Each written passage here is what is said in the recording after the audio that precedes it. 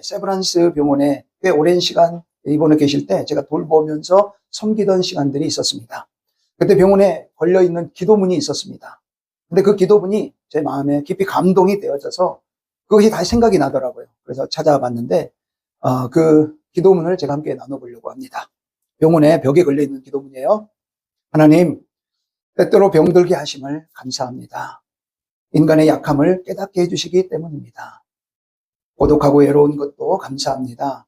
그것은 하나님과 가까워지는 기회가 되기 때문입니다. 일이 계획대로 안 되도록 틀어주신 것도 감사합니다.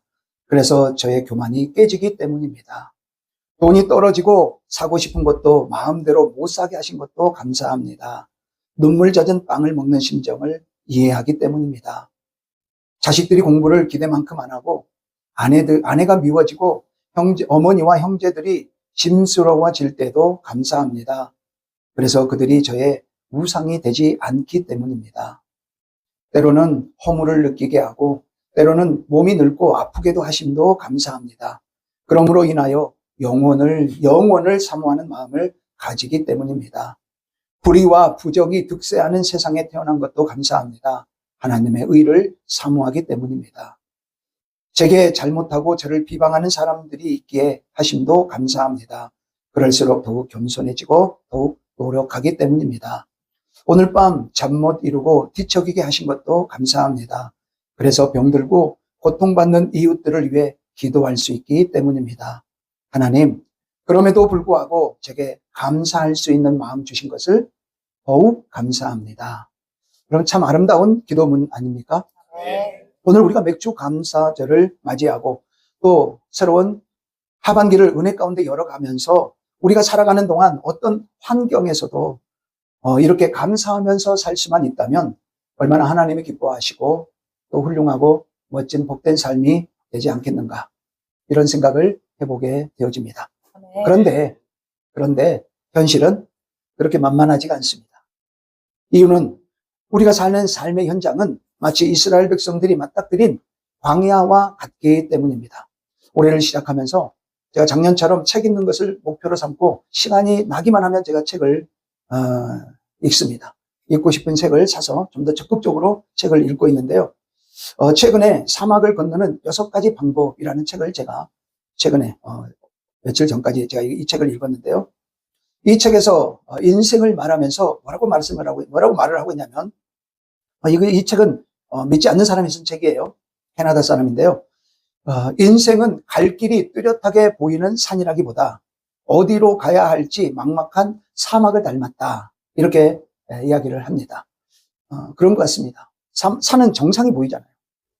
가야 할 길도 정상이 있기 때문에, 저기라고 하는 목표가 있기 때문에 여러 길이 있어도 거기를 가서 끝까지 찾아갈 수 있는 것이죠. 다른 말로 말하면 가야 할 길이 분명하다는 거예요. 그런데 사막은 어떻습니까? 사막은 끝이 보이지가 않습니다.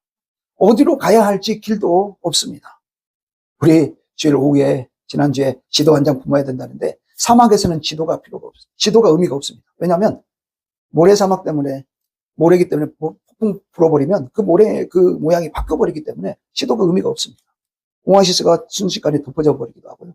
없는 오아시스가 발견되기도 하고, 그렇기 때문에 그렇게 어디로 가야 할지 보이지도 않고 끝이 없는 바로 그런 장소, 여러분, 그게 사막이라는 것이죠. 근데 인생이 그렇다는 것이죠. 그래서 인생을 살아가면서 광야 같은 현실을 우리가 만나게 되어질 때, 그때 오늘 우리들은 어떻게 해야 할지 알지 못한 채 우왕좌왕할 수밖에 없는 것이죠. 그러면요, 감사도 잃어버립니다. 어떻게 하면 내 눈앞에 있는 그것만 해결할까? 여러분, 이렇게 사로잡혀서 한 걸음도 기쁨을 잃어버린 채 불평하고 방법만 찾고 있는 거죠. 그래서요, 여기서 이야기할 때 보면 지도가 아니라 나침반을 가져야 된다. 나침반. 목표점을 향하여 가리키고 있는 나침반. 그래서 지도가 없어도, 지도가 달라져도 우리는 하나님을 경외하고 하나님을 향하여 나아가는 변함없는 그 나침반, 말씀을 의지하여 말씀을 붙들고 나가는 그 나침반, 그것이 오늘 우리 인생의 좌표를 결정한다라는 몇 가지, 또 6가지의 이 사막을 건너는 방법을 이제 이야기하는데, 오늘 이스라엘 백성들이 이 광야 생활 속에서 실은 나침판을 잃어버려서 이 광야에 40년 동안 그들이 방황하고 헤매면서 다녔던 바로 그 길이 아니었었겠는가. 원래 여러분 잘 기억하셔야 돼요. 원래 하나님은 당신의 백성들에게 광야의 길을 걷게 하시는 것이 하나님의 뜻이 아니었어요. 나와서 홍해의 모든 일들을 하고 그리고 어디로 가라 그랬냐면 바로 올라가라 그랬어요. 가나안 땅으로. 빨리 가면 10하룻길이에요. 근데 애들이 있고 뭐하고 그러니까 한 2주, 넉넉 잡아 한 달이면 갈 수 있는 길인데 거기를 이스라엘 백성들이 아직 가지 않아요. 하나님은 올라가라 그렇게 말씀을 했는데 백성들이 올라가지 않아요. 그렇게 불순종한 그 결과가 40년 동안 광야의 방황의 시간을 보내게 되어져요. 아멘. 여러분 하나님의 뜻은 광야가 하나님의 뜻이 아니에요. 아멘. 기억하셔야 돼요. 그런데요.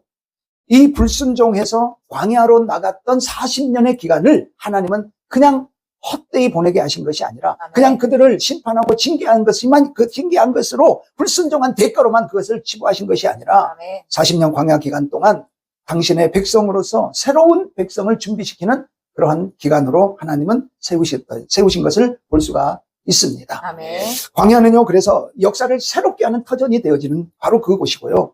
하나님의 사람이 훈련되어지고 준비되어지는 터전이 되는 곳, 이곳이 광야입니다. 아멘. 그래서 광야는 과거를 단절시키고 과거와는 단절하고 새로운 미래를, 새로운 시대를 준비하는 바로 그 장소가 광야인 것입니다. 아멘. 여호와의 신앙이 그 광야에서 제도화되어지는 것도 볼 수가 있습니다. 아멘. 광야 생활 동안 율법이 주어졌고요.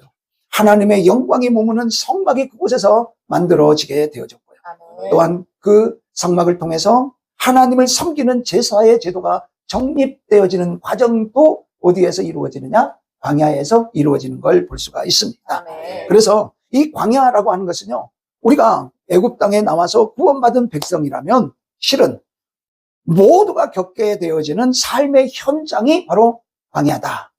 이렇게 보시면 되어집니다. 나는 어떤 광야를 지금 내가 걸어가고 있나요? 라고 여러분이 물어볼 수도 있을 것 같아요. 근데 여러분, 각기 다른 환경과 처지에 우리가 있을 수는 있어요.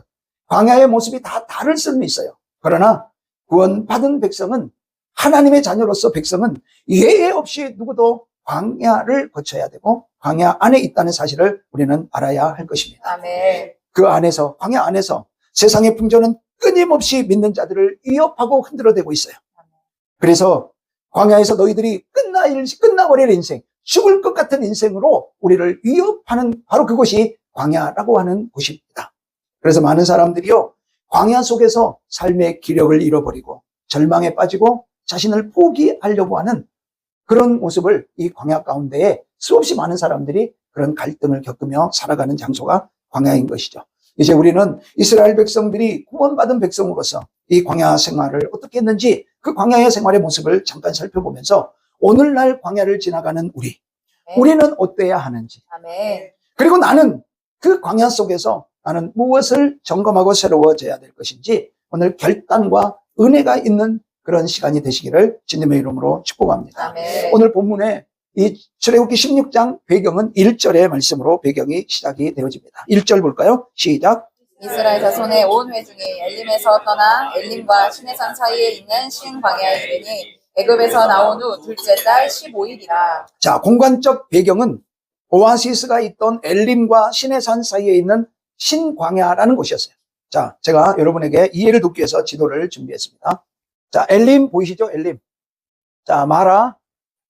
자, 근데 여기 보시면 무슨 광야가 나오죠? 신광야. 신광야. 오늘 어디 광야에 왔다고요? 신광야. 신광야. 그럼 여기 지도상은 이러는데 실제로 환경은 어떤가? 그곳에 지형적인 구조는 어떻게 되어 있나? 한번 또 사진을 제가 여러분의 이해를 돕기 위해서 준비했어요. 아주 척박한 땅이에요. 자, 하나 더 올려보세요. 자, 요거는요, 물길이에요, 물길. 비가 오면 물이 흘러가는 물줄기에 있는, 조금 다른 거라고 다르죠? 만약 비가 오면 이렇게 물이 흘러내리는 곳이에요. 그러니까 비가 오지 않으면 전혀 척박한 아주 그냥 그런 땅인 거죠. 식물도 하나 자라지 못하는 그런 곳. 자, 또 있어요, 사진이? 자, 멀리서 보는 사진이에요. 여기 보시면 산이 푸르릅니까? 아니면 사막처럼 생겼습니까? 예. 푸르른 산이 없어요. 어디 그늘이 없어요. 또 하나 더 있어요. 예, 가까이서 좀 가까이서 찍. 있다면 뭐만 있어요? 아주 저렇게 바닥에 납작 엎드린 숲풀 같은 거. 저런 정도만 있는 그런 장소가 이 지금 이스라엘 백성들이 나온 광야라고 하는 장소예요. 우리가 상상하는 끝없이 펼쳐져 있는 사막은 아니지만 식물이 자라지 못하는 척박한 환경이에요. 이게 공간적 배경이다라고 보시면 돼요. 근데 앞으로도 계속 그런 길을 이제 여정을 이제 이어서 가게 되죠. 자, 시간적 배경을 한번 볼까요? 출애굽 2월 15일이다라고 이렇게 말씀을 하고 있어요. 자, 방금 1절 봤잖아요. 애굽에서 나온 후 둘째 달 15일이라. 그러면 여러분 성경에 날짜가 나오고 어떤 사람의 나이가 나올 때는요, 굉장히 중요하게 보셔야 돼요. 아무 때나 그렇게 하는 게 아니에요. 그래서 그 날짜나 시간을 계산해 보면 성경이 하나도 틀리지 않다는 걸 증명하고 있는 게 중간에 툭툭 튀어나오는 날짜와 그런 나이들이나 시간들이에요. 그래서 주의 깊게 봐야 되겠죠. 자, 애굽에서 나온 후 둘째 달 15일이면 애굽에서 나온 지 얼마 된 거죠? 한 달 반 전. 네, 정확히 한 달 된 날이에요. 자, 1월 14일 날 6월절을 행해요. 그리고 다음 날 나와요. 그러니까 떠나는 날은 1월 15일이었던 거예요. 그리고 한 달이 지나서 2월 15일이 된 날인 거예요.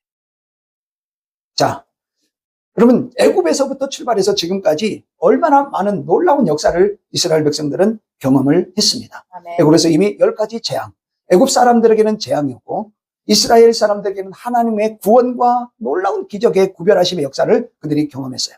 그리고 여기 광야를 나오는 중에 놀라운 사실은 이미 하나님이 낮에는 구름 기둥, 밤에는 불 기둥으로 그들을 인도해 주시고 보호하시면서 지금 여기까지 온 거예요. 그동안에 홍해바다가 갈라져서 마른 땅이 된 그 사이를 건너서 넘어왔고, 그리고 홍해바다에서 그들은 애굽의 모든 군사들이 눈앞에서 수장되어지는 그런 기적들을 그들이 경험하면서 지금 여기까지 온 거예요. 아멘. 놀라운 역사들이죠.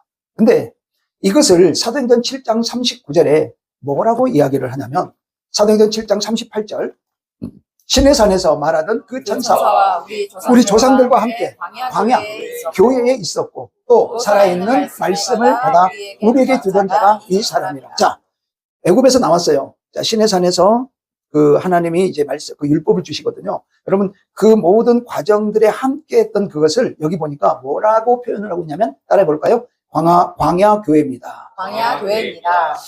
그냥 광야가 아니었었다는 거예요. 교회였다는 거예요. 아멘. 오늘 여러분과 제가 신앙생활을 하기 위해서 하나님의 백성으로 구별되어져서 함께 공동체로 모여있는 교회. 바로 그 교회가 뭐였대요? 광야 시간 동안의 교회의 모습이었대요. 아멘. 그러니까 우리가 구원받던 백성으로서 하나님의 자녀로 살아가는 인생의 여정을 지금 말하고 있는 것, 이것이 광야의 생활이었고 광야 교회의 모습이다라고 말씀을 하고 있는 거죠. 아멘. 그래서 이 광야 교회, 광야의 여정이 참 좋았으면 감사할 건데 이 광야 40년의 교회 생활을, 이 광야 시대의 시절을 뭐라고 요약을 해서 이 스데반 전도자가 말을 하고 있냐면 39절에 이렇게 광야 교회 여정을 요약을 합니다. 시작. 우리 조상들이 모세에게 복종하지 아니하고자 하여 거절하며 그 마음이 도리어 애굽으로 향했대요. 두 가지로 광야 40년의 시간들을 정리를 해요. 첫 번째가 뭐예요? 불순종했대요. 복종하지 않았대요. 모세에게 복종하지 않았대요. 하나님의 종의 말을 불순종했다. 또 하나가 뭐예요? 종되어서 자유자로 꺼내줬는데 다시 세상의 것을 동경하더라는 거예요. 다시 세상의 것을 원하더라는 거예요. 마음이 세상을 향하여 다시 내가 왜 예수 믿어서 괜히 내가 예수 믿어가지고 말이야 이 고생하고 있다고 내가 집에서 편안히 두 다리 쭉 뻗고 쉬고 할 건데 교회 가보니까 뭐는 또 이렇게 하라는 것 많고 뭐 또 이렇게 하지 말라는 것 많고 왜 그렇게 그냥 일 만들어가지고 모이게 하고 뭘 이렇게 막 하게 하는지 내가 그냥 교회 나가지 말걸 이러더라고요. 내가 세상에 있을 때가 좋았지. 내가 아무거나 먹고 아무 데나 가고 싶을 때 가고 내가 다 내 마음대로 살 수 있었던 세상이 좋았지 라더라는 거예요. 얼마나 안타까운지 모르겠습니다. 광야에서 나온 후 그들 앞에 나타난 것이 무엇이었습니까? 삶에 부딪히는 현실적 문제였습니다.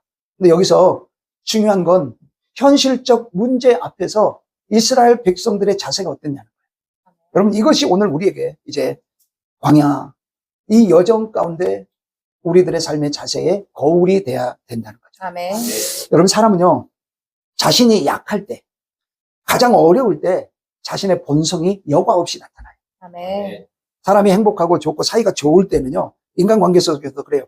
문제가 없을 때는요, 뭐든지 다 좋아요. 다 이해해줘요. 다 받아줘요. 그런데요, 그 사람하고 사이가 딱 갈라져 봐요. 뭔가 오해할 거리가 생기고 뭔가 이런 게 생기면은요, 그때 그 사람의 본성이 나와요. 그때 그 사람의 삶의 내공이 보인다. 어떤 사람은 분노와 절망의 나락으로 떨어져 버리는 사람도 있고요.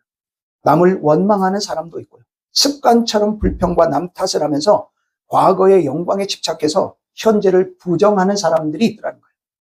반면에 어떤 사람들은요, 믿음을 가지고 그 어려움 속에서도 침착하게 견디며 더 하나님 바라보는 거예요. 제가 오늘 시편 방금 51편 우리 성경 우리 통독하면서요, 제가 너무 은혜가 되더라고요. 다윗이 시편 51편의 시편은요, 밧세바, 우리아의 아내 밧세바를 범하고 나서 나단 선지자를 통해서 하나님의 책망의 말씀이 떨어질 때 그 말씀을 대하는 태도였어요. 아멘. 자신이 얼마나 잘못했는지에 대해서 처절하게 깨달으면서요, 그러고 죄 속으로 더 낮아지는 그 속으로 그냥 빠져드는 것이 아니라, 그러기에 주의 성신을 내게 거두지 마시고 주의 영광을 내게 보이시고 내가 주의 영광 가운데 있게 해달라고 그렇게 더 울부짖으면서 하나님께 나가는 그 모습을 보면서, 우리가 현실에 매몰돼서 현실에 그 상황에 빠져서 나의 잘못된 모습으로 그것으로 좌절하고 낭망하고 그것으로 내 삶을 더 이상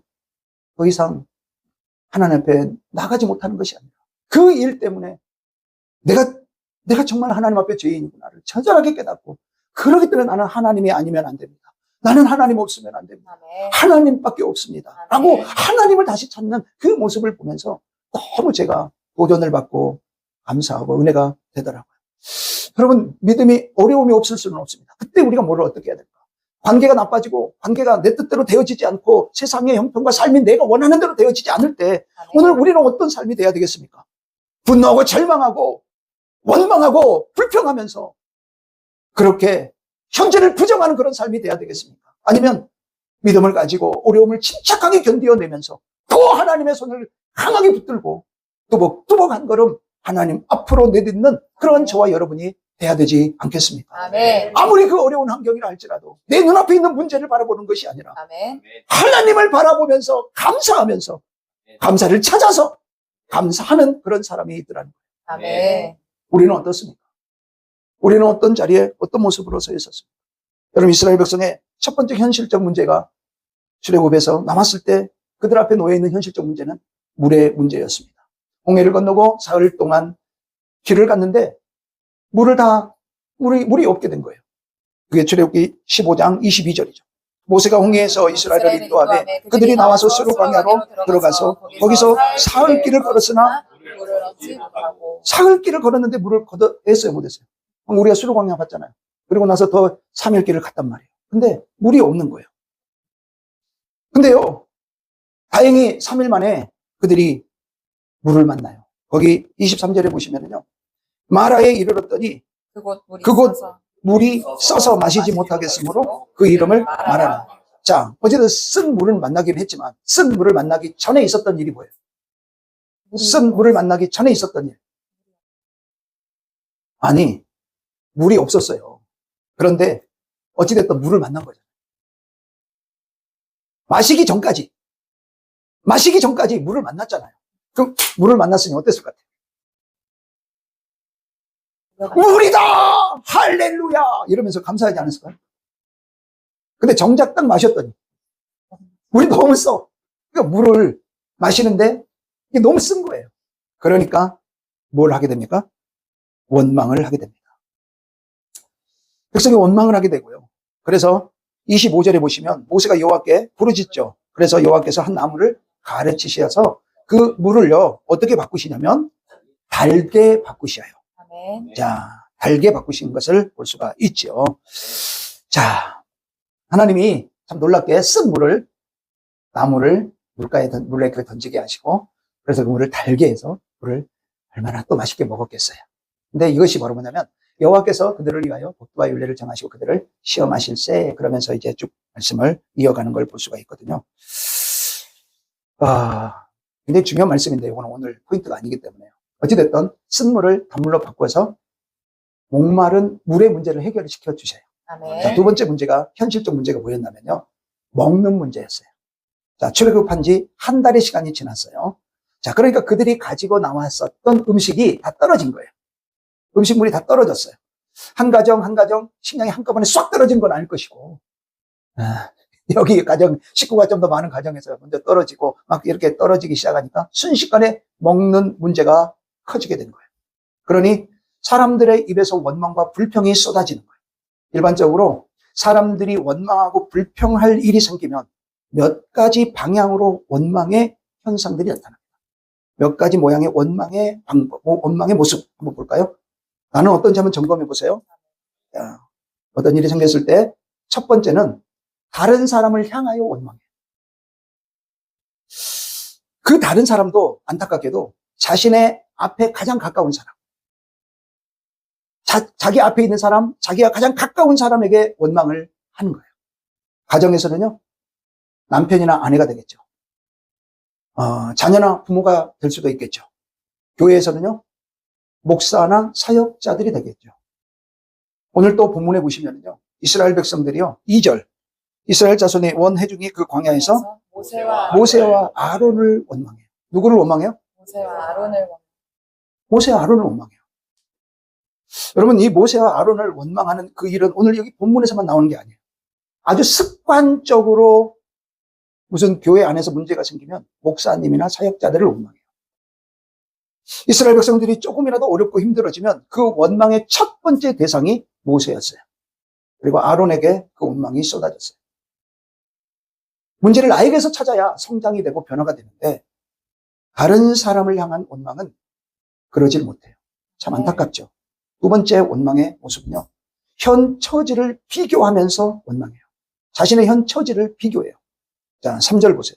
3절, 이스라엘 자손이 그들에게 이르되 우리가 애굽 땅에서 고기 가마 곁에 앉아 있었던 때와 떡을 배불리 먹던 때에 여호와의 손에 죽었었다라면 좋았을 것을 너희가 이 광야로 우리를 인도해내어 온 회중이 지려서 죽게 됐다는 거예요.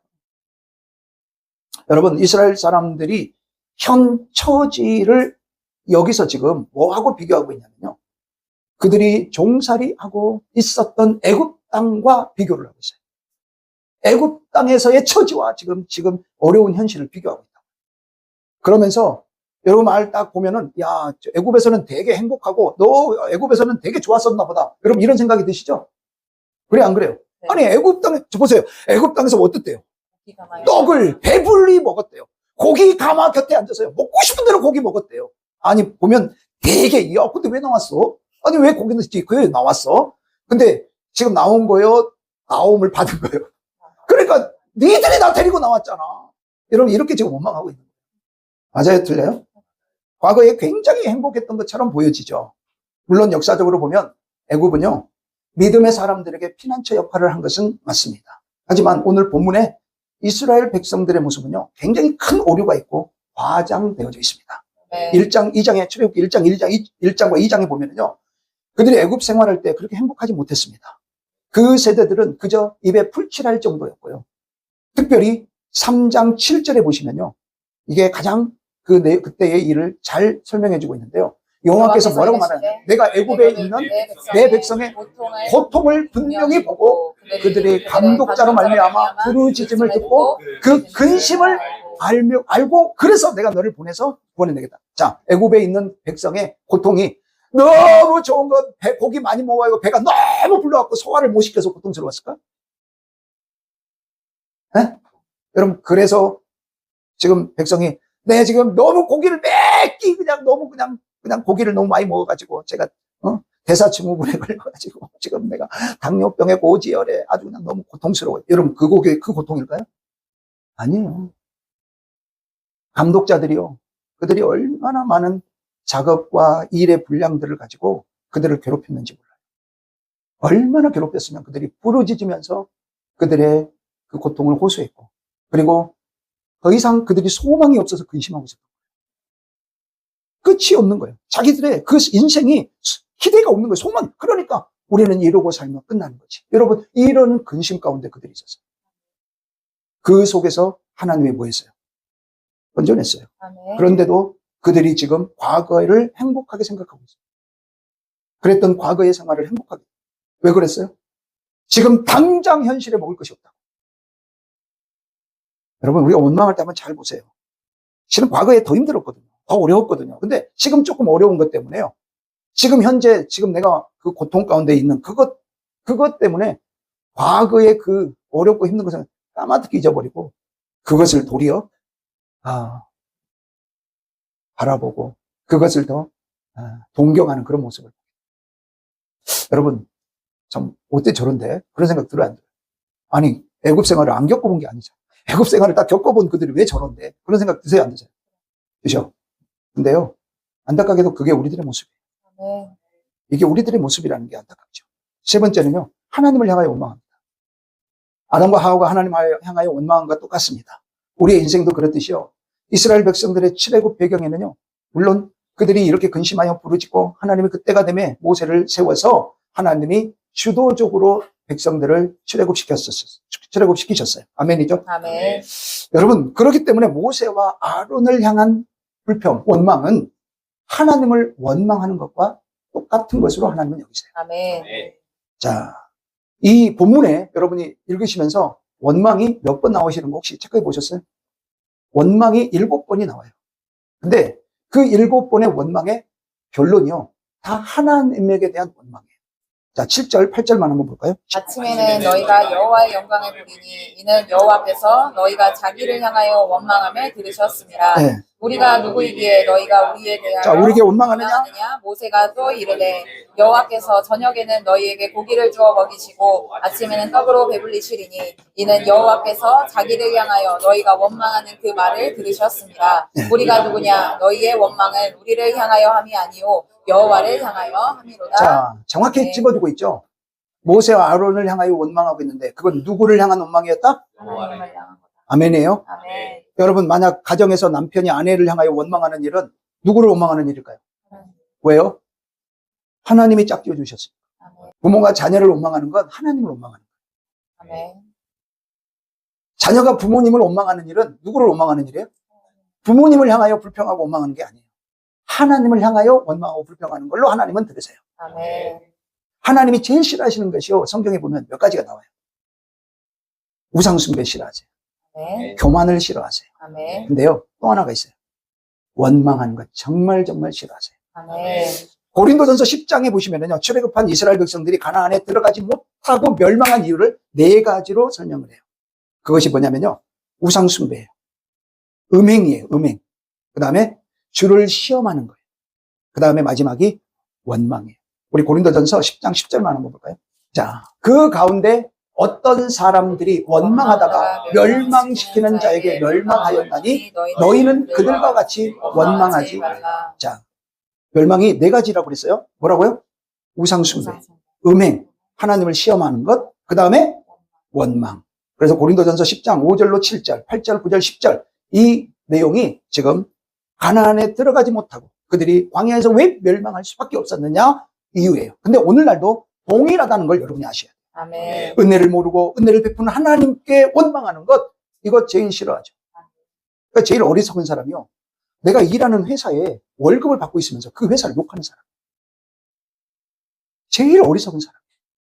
그것도 같은 동료들하고 이야기하면서 여러분 절대로 그러지 마세요. 아멘. 아멘이에요. 아멘. 내가 거기서 은혜를 받고 있잖아요. 근데 왜 그 회사를 욕합니까? 내가 왜 그 회사의 오너들을 왜 욕하고 있습니까? 그러시면 안 돼요. 제일 우리가 이 땅 살아가면서 여러분이 있는 삶의 현장 속에서 절대로 여러분 좀 여러분이 생각하기에 부족합니까? 여러분 인내하시고 참으셔야 돼요. 아멘. 그리고 정말 법을 어기거나 불법을 행할 때는 다른 이야기죠. 그러나 불법을 행하지 않는 이상에는 여러분이 거기서 은혜를 받고 있고 그 은혜 가운데 여러분이 감사하고 더 감사할 수 있기를 바랍니다. 아멘. 여러분, 많은 분들이요, 좋은 교회를 찾고 있잖아요. 여러분, 세상에 좋은 교회가 있을까요? 아니요. 좋은 교회는 내가 만드는 거지, 아멘. 내가 좋은 교회를 만들어가는 것이지 좋은 교회는 없어요. 여러분, 내가 옆에 있는 다른 누군가를 향하여 원망하는 건 결국 그 원망의 화살이 하나님께로 돌아간다는 걸 여러분 꼭 기억하셔야 돼요. 아멘. 그래서 이스라엘 백성들이 모세를 향하여 자신의 처지에 대해서 하나님을 향하여 원망하자 어떤 결과가 맞게 됐느냐? 여러분, 이게 남을 아프게 하기 전에 먼저 나를 찔러 아프게 한다는 게 원망이라는 거 꼭 아셔야 돼요. 이게 아멘. 원망하고 있을 때 내가 먼저 내 안에 미움이, 내 안에 나를 죽이는 일이 내 안에 먼저 있기 때문에 원망이 나온다는 거. 그래서 우리는 이 성경의 원망에 대한 패턴이 일률적으로 나오는 것을 볼 수가 있는데요. 오늘 여기 출애굽기 15장, 16장, 17장에 원망의 모습이 또 나오고요. 민수기서 14장, 16장, 17장에 또 원망의 모습들이 모아져서 나와요. 근데 이 말씀들을 분석을 해보면 원망의 패턴이 나와요. 뭐냐면 어떤 환경의 상황 속에서 이스라엘이 원망을 해요. 그러면 하나님이 진노를 하세요. 하나님이 진노하면 모세가 중재를 해요. 그러면 하나님께서 그 원망 문제를 해결해 주셔요. 이렇게 그 문제들을 하나님이 다루시는데요. 이 출애굽기 15장에 나오는 마라의 이 물 문제, 또 먹는 거의 문제, 이런 부분에서는요, 하나님의 진노의 부분이 나오지가 않아요. 그리고 진노하지 않고 그냥 문제를 해결해 주시는 그 장면을 볼 수가 있어요. 근데 그렇게 하는 이유가 있어요. 왜냐하면 하나님께서 이스라엘 백성과 출애굽기 20장에서 시내산 언약을 맺기 전까지는요, 그들이 무슨 원망을 하든 불평을 하든 진노하지 않으시고 해결을 해줘요. 그런데요, 20장 시내산 언약을 맺은 이후로부터서는 그들이 원망하고 불평하면요, 그냥 해결하지 않고요, 반드시 한 대 하나님 올려 쳐붙여요. 한 대 때리고 그리고 해결을 해줘요. 해결 안 해주시는 건 아니에요. 해결을 해주시는데 출애굽기 20장 이후에는 한 대 반드시 올려 붙여요. 그러고 해결을 해요. 이유가 뭘까요? 이 시내산 언약이 다른 거 뭐하고 같냐면 이 부부지간의 결혼의 언약과 같은 거예요. 그래서 시내산 언약이라고 하는 것이 서로 서로 관계를 맺고 언약하는 그 언약의 모습인 거예요. 그래서 하나님이 언약을 하기 전까지는, 결혼하기 전까지는 그냥 원하는 것 불평하고 그래도 그냥 그대로 그냥 해주셔요. 근데 언약을 한 이후에는 그가 하나님이 불평을 해소하기는 해주시는데 그냥 해소하지 않고 한 대씩 올려 붙이는 거예요. 자, 이해를 돕기 위해서 설명을 좀 해드릴게요. 우리가 결혼 전에 이 사람 저 사람 이성을 만날 수 있어요, 없어요? 만날 수 있죠. 결혼 전에는 이 사람 저 사람 이성을 다른 이성 만날 수 있어요. 그런데 결혼 언약식을 내가 맺었다, 결혼했다, 언약식을 했다, 그 다음에는 그런 이성들 정리해야 돼, 안 해야 돼? 안 해도 돼요? 정리해야죠. 일로는 만날 수 있어요. 일로는 만나서 서로 일을 할 수 있지만 결혼 상대와, 내가 결혼한 상대와 해야 할 대화, 내가 결혼한 내 상대와 해야 할 행동을 다른 이와 함께 그 일을 하고 그 시간을 보내고 있다면 그 관계는 문제가 있는 거죠. 그거는 정리가 돼야 되죠. 그 이전 관계는 정리가 돼야 돼요. 그리고 바른 자리를 찾아야 되겠죠. 그러지 않으면 한 대 맞아야죠. 여전히 결혼의 언약을 맺었는데도 다른 이성과 함께 내 결혼 상대자와 해야 할 일을 하고 있다. 그러면 용서해 줄 수 있어요? 아니면 뭔가 조치를 취해야 돼요? 조치를 취해야 되죠. 하나님이 그거예요. 아멘입니까? 아멘. 그래서 오늘 하나님의 언약을 맺지 않았기 때문에 먹을 것이 없어서 원망하고 마실 물이 없어서 원망할 그때 그들을 하나님이 징벌하지 않고 모세를 통해서 해결책을 제시해 줬던 게 오늘 여기 14장, 16장, 17장이에요. 그 목적. 자, 해결책으로 아침에 먹을 것이 없을 때 하나님이 만나와 저녁에는 메추라기를 하나님이 내려주신다고 약속을 해요. 아멘. 그리고 그 목적이 무엇인지 16장 4절에 설명을 하시죠. 자, 시작. 그때에 여호와께서 모세에게 이르시되 보라, 내가 너희를 위하여 하늘에서 양식을 비같이 내리리니 백성이 나가서 일용할 것을 날마다 거둘 것이니라. 이같이 하여 그들이 내 율법을 준행하나 아니하나 내가 시험하리라. 아멘. 아멘입니까? 아멘. 네가 진짜 내 말을 잘 따라서 행하느냐 안 하느냐 이거 시험하려고 하나님이 먹는 문제를 해결해 주실 때 여러분 매일 내리시고 안식일 전에는 안식의 목까지 2배로 주시죠. 아멘. 이유가 뭐예요? 우리가 이거 한번 봤었죠. 매일매일 하나님의 존재 의식을 우리가 인식하고 하나님을 의지하고 그 말씀대로 살게 하시려고 하는 거예요. 여러분 네. 광야의 생활은 절대적으로 하나님을 의지하는 삶이 돼야 돼. 하나님만 의지하는 여정이 광야 생활이야를 알려주시기 위해서 먹는 문제를 매일매일 양식을 주시는 거예요. 아멘. 그래서 예수님이 우리에게 주기도문을 가르치실 때도 그랬잖아요. 우리에게 일용할 한 달치 먹을 양식 주시고 1년치 먹을 양식 주시고 아니에요. 일용할 양식을 주시옵고 아멘. 일용할 양식으로 채우시라는 거예요. 아멘. 매일 하나님이 주시는 힘으로 사는 곳 그것이 광야예요. 아멘. 매일 하나님을 그래서 체험하는 장소가 어디예요? 광야인 것을 가르치시는 장소가 오늘 우리가 살아가는 광야예요. 여러분 하나님이 주실 것이 모자라서 그 300만이나 되는 사람 먹이는 게 보통 양으로 되겠습니까? 그러니까 하나님도 주실 것이 모자라서 따뜻하게 매일매일 공급해 주시는 것이 아니요. 아멘.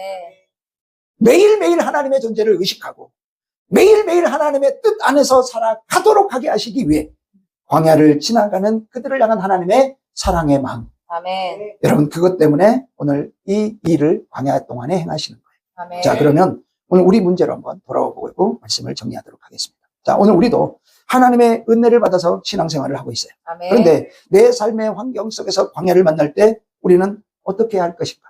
원망만 하고 있지는 않은가? 원망만 하고 있어서는 안 될 줄 믿습니다. 아멘. 그럼 우리는 어떻게 해야 될까?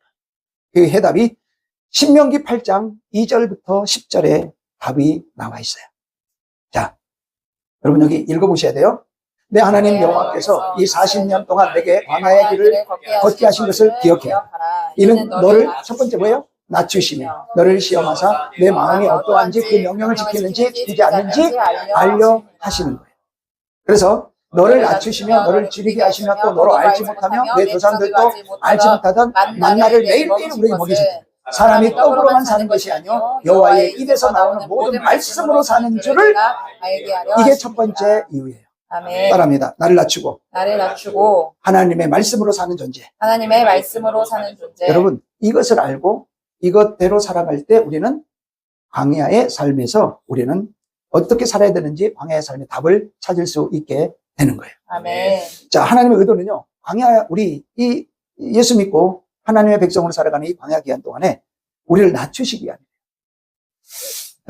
그리고 우리의 마음이 어떤지를 그곳에서 보시겠다라고 말씀하고 있는 거예요. 아멘. 여러분 우리가 하나님을 믿는 것은 모든 것이 편안한 왕궁에서가 아니라 척박하고 외롭고 최악의 상황인 광야에서 나는 어떤 마음을 가지고 사느냐의 진리를 오늘 하나님이 알고 싶어 하신대요. 아멘. 여러분 예수님이 광야에서 시험을 받으실 때 마태복음 4장 1절로 4절에 보면 사람이 무엇으로 살아야 되는지를 알려주세요. 아멘.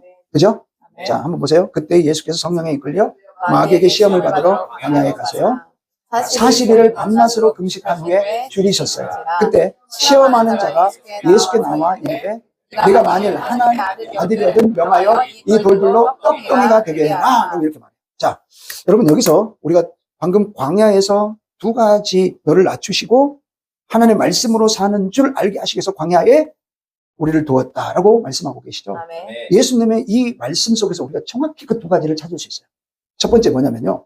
사단의 시험이 두 가지였어요. 이 첫 번째 시험이 두 가지였어요. 뭐냐면 내가 만일 하나님의 아들이에요. 이 말이에요. 또 하나가 뭐예요? 너 이 돌덩이 떡덩이 돼서 네 문제 해결해. 그 말이에요. 근데 네가 만일 하나님의 아들이거든 이것이 뭔 의미인데 이게 시험에 광야에서 하나님이 너를 낮추시고에 해당될까? 여러분 예수님을 향하여 네가 만약 하나님의 아들이다라고 말하는 이 의미는 네가 어떤 존재인지 네가 누구인지 너의 강점을 드러내라라고 말하고 있는 거예요. 너를 높이라는 거예요. 너 진짜 하나님의 아들이요? 증명해봐. 모든 사람이 보는 앞에서 네 진짜 하나님의 아들됨을 한번 드러내봐.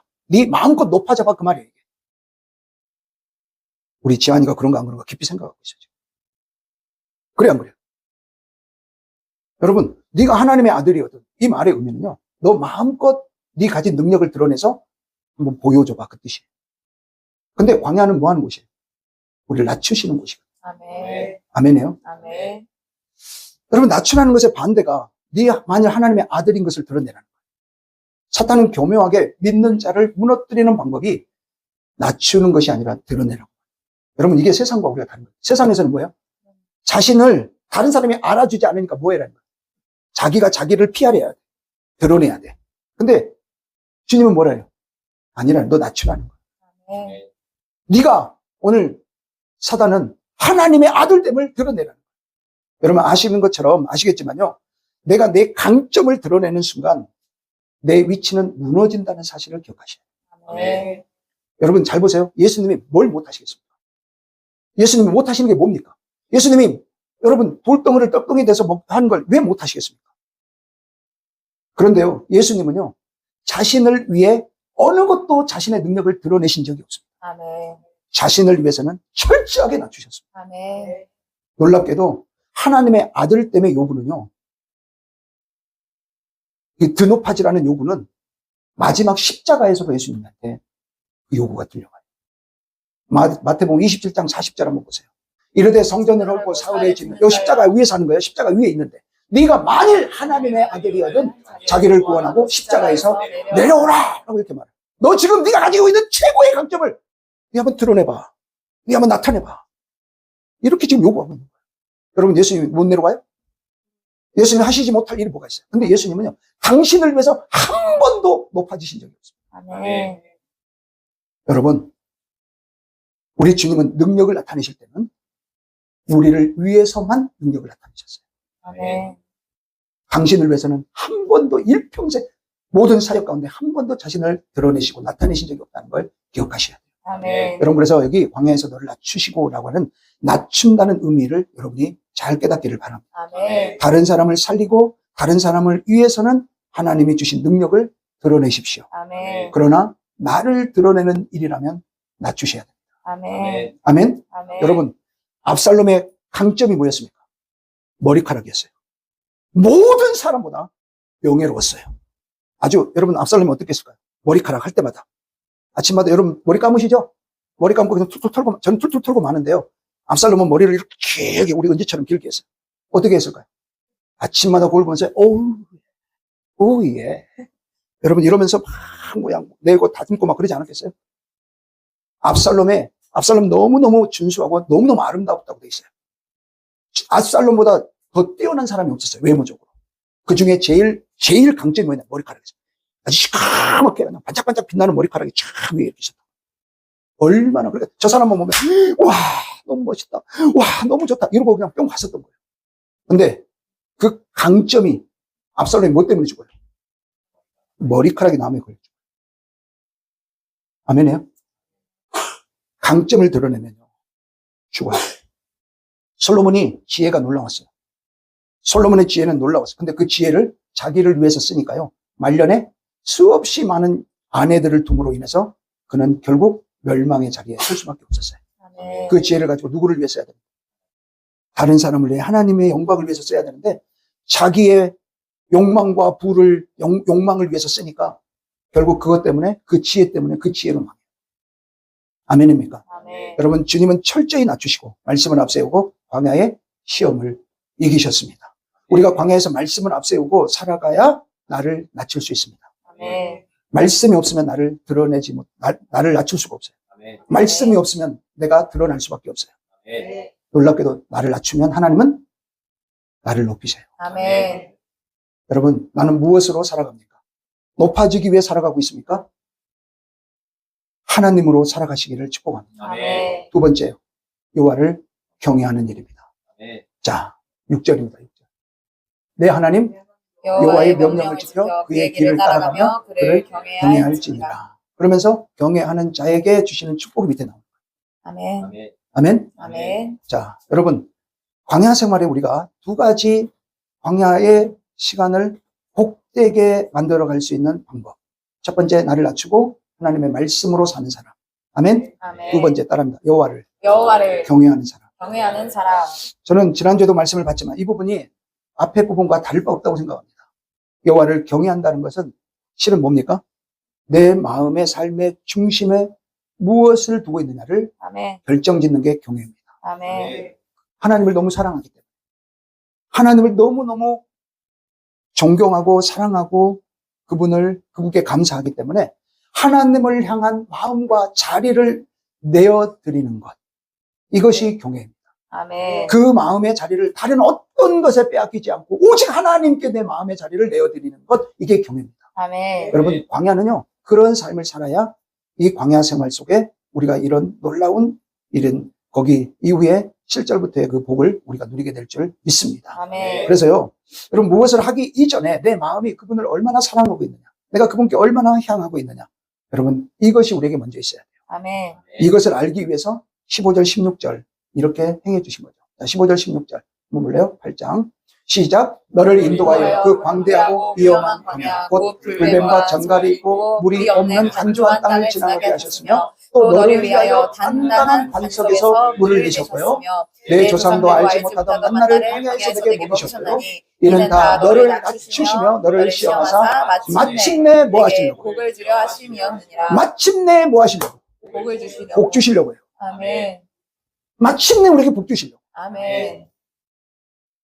여러분, 오늘 이 하나님을 우리가 광야 생활 동안에 정확히 바르게 보고 그 하나님을 하나님으로 대하실 수 있기를 축복합니다. 아멘. 그래서 이 광야는 다른 곳이 아니에요. 우리에게 하나님이 함께하고 계심을, 아멘. 아멘. 하나님이 내 인생의 주인 되심을, 그리고 하나님을 경외하심에 대한 나의 삶을 확인할 수 있는 자리가 광야예요. 아멘. 하나님에 대한 경외심이 살아나시기를 바랍니다. 아멘. 여러분, 하나님의 경외하심을 어떻게 알 수 있을까요? 하나님을 저분이 하나님을 경외하고 있구나를 뭘로 알 수 있을까요?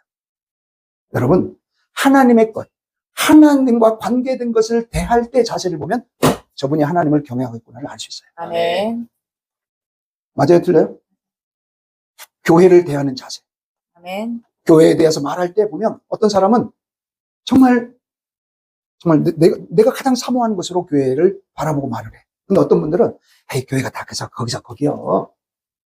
교회를 이상하게 비하하고 자기가 다니면서도 교회에 대해서 불평하고 원망해. 여러분, 하나님을 경외하지 않는 거예요. 아멘. 아셨어요? 아멘. 예배를 드리는 자세를 보면 알아요. 예배를 드리는 자세를 보면, 예배를 대하는 모습을 보면 아, 저분이 하나님을 경외하고 있구나, 경외하고 있지 않고를 알 수 있어요. 아멘. 당연하죠. 여러분, 대통령이 앞에 있는데 대통령을 슬리퍼 하나 차갑게 끄고 그러고 집에서 잠자도는 입고 대통령 만나러 간다 그러면 대통령을 경외하는 거예요? 무시하는 거예요? 대통령이 이야기하고 있는데 앞에서 꾸벅꾸벅 졸고나 있고 그러면 대통령을 대통령답게 대우해 주는 거예요? 무시하고 있는 거예요? 예배 드리는 자세 보면 아, 저분이 하나님을 경외하고 있구나, 경외하고 있지 않구나. 맡겨진 일에 헌신하는 자세를 보면 또 알아요. 아멘. 주의 종을 대하는 모습을 보면 또 알아요. 아멘. 저분이 여호와의 명령을 지켜 하나님을 경외하고 있는지 아닌지를 여러분 그걸 보고 알 수 있는 거예요. 아멘. 오늘 이 광야의 시간에 여호와를 경외함으로 여기 마지막에 말씀하신 것처럼 마침내 내게 복을 주시리라 합니다.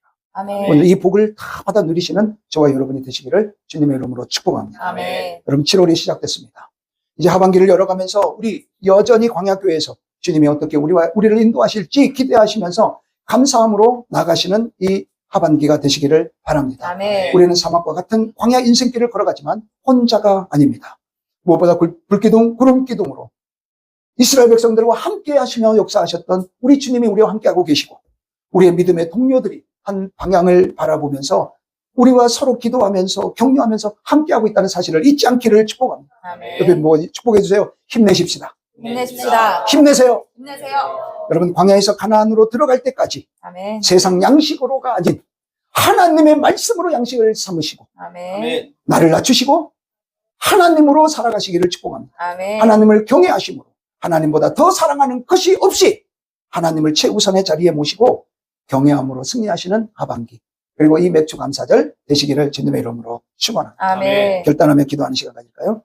하나님, 누구나 광야를 지나가고 있다고 하셨습니다. 그런데 이전의 모습들 그리워하며 불순종하고 원망하고 있지는 않습니까? 광야 속에서 현실적인 문제로 다른 사람을 또 나의 현처지를 보며 무엇보다 하나님을 향하여 원망하고 불평하고 있었던 우리들의 모습을 보게 됩니다. 아멘. 주님, 이제 광야의 의미를 깨달았고 그곳에서 우리가 어떻게 해야 되는지를 알았습니다.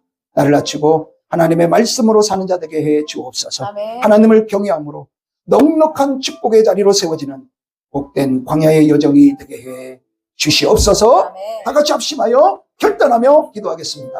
아버지 하나님 감사합니다. 저희들에게 은혜를 불어주시고 주님의 말씀과 영원한 자리에 저희를 서게 하시니 감사합니다. 주님의 허락하신 귀한 일들, 이 광야의 생활 동안 우리는 걸어가고 있사오니 이 광야에 걸어가는 이 광야 속에 사랑의 하나님, 광야에 똑 떨어져 있다 할지라도 염려하지 않게 하시고 두려워하지 않게 하시고 원망하지 않게 하여 주옵소서. 아멘. 이스라엘 백성들처럼 불순종하고 또 세상을 그리워하는 그런 우리들의 모습이 절대로 있지 않도록 하나님 우리를 지켜 주시옵소서. 아멘. 원망했던 우리들의 모습도 있습니다.